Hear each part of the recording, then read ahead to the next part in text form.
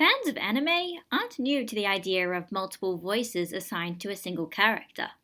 The sub versus dub debate has been going on for decades amongst hundreds of products dubbed into different languages. Usually, the debate tends towards favouring the original Japanese voices over the dubbed equivalents, believing the original voices to be more authentic. But there is one noteworthy example where even those who would normally be on the side of the original version find themselves siding towards the dubbed equivalent. That example is Masako Nozawa as Son Goku in Dragon Ball Z.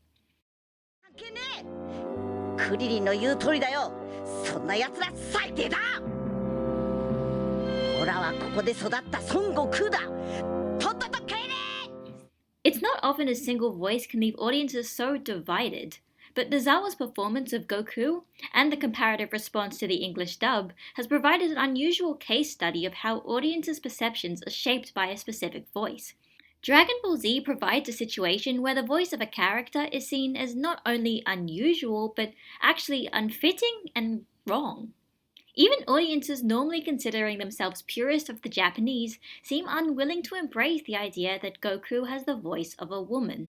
One underlying issue with this debate is that there isn't a definitive answer as to why.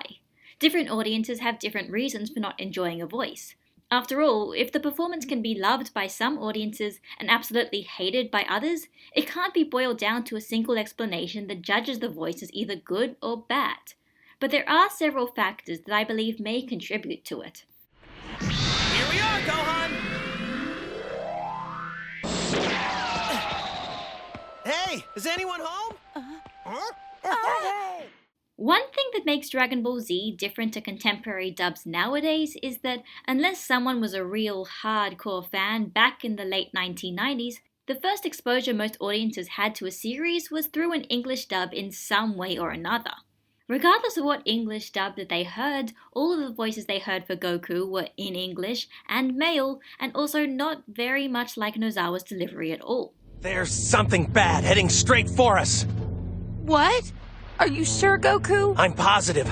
I've never felt a power like this before. Hearing Nozawa's voice, by contrast, would sound unsettling. ほら別に願い事なんてねえけどな。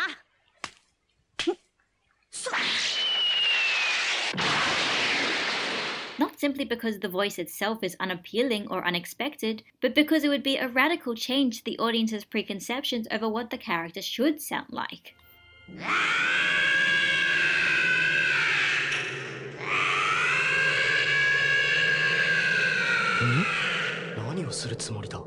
Nozawa's Goku is very distinctive, and that can be both a positive and a negative thing.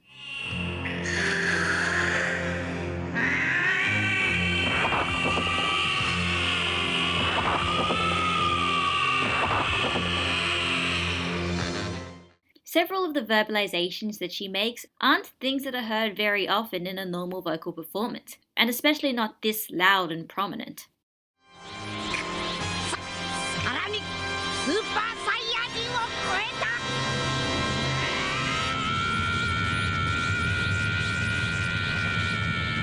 Throughout the history of animation, there have been several situations in which the voice of male characters are given to female actresses and haven't been hit by the same sort of fan discomfort.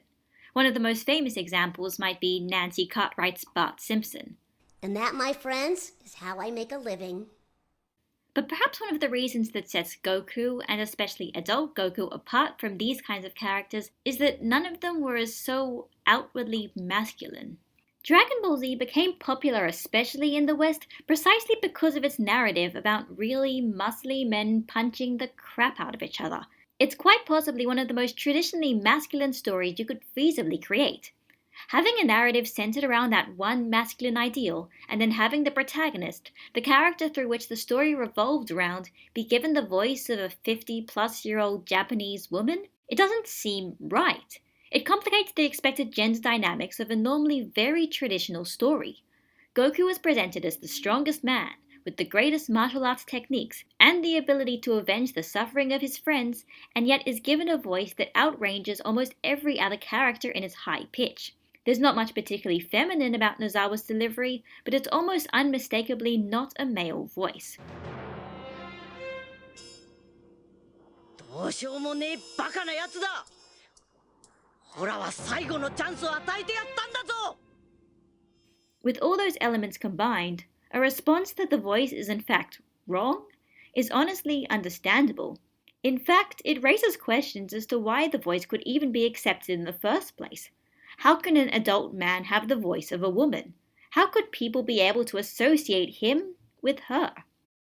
To give a subjective opinion, the way I personally reconcile the voice with the actor is through the interpretation that Goku doesn't have the voice of an adult male because he's not really an adult male. Mentally, he's more like an overgrown child.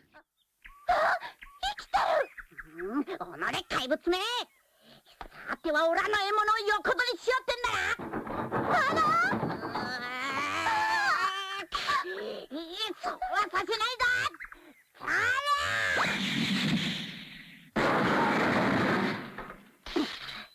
さあ、獲物が欲しけりゃかかってこい。オラが相手になってやる。 When fictional characters grow from childhood to adulthood, there's a usual expectation that they gain a level of emotional maturity and confidence and become an almost entirely different person. But Son Goku is a character who, while he grows up physically, remains a very similar character at heart. And while his voice actually does change, the core of his character does not, so the actor portraying him doesn't need to either. ただ、間違いねえだろ。オラ孫悟空だ。ブルマとじっちゃん縮まったんじゃねえのか。あんたがでかくなったのよ。そういや背伸びたかもしんねえな。 It often feels like the response towards which voice for Goku is most appropriate often depends on how audiences view his character at heart. And when a character has two opposed interpretations, it's only natural that those distinctively different voices are opposed as well. You... What are you? I am the hope of the universe. 俺は地球から貴様を倒すためにやってきたサイヤ人。 I am protector of the innocent. I am the light in the darkness. I am truth.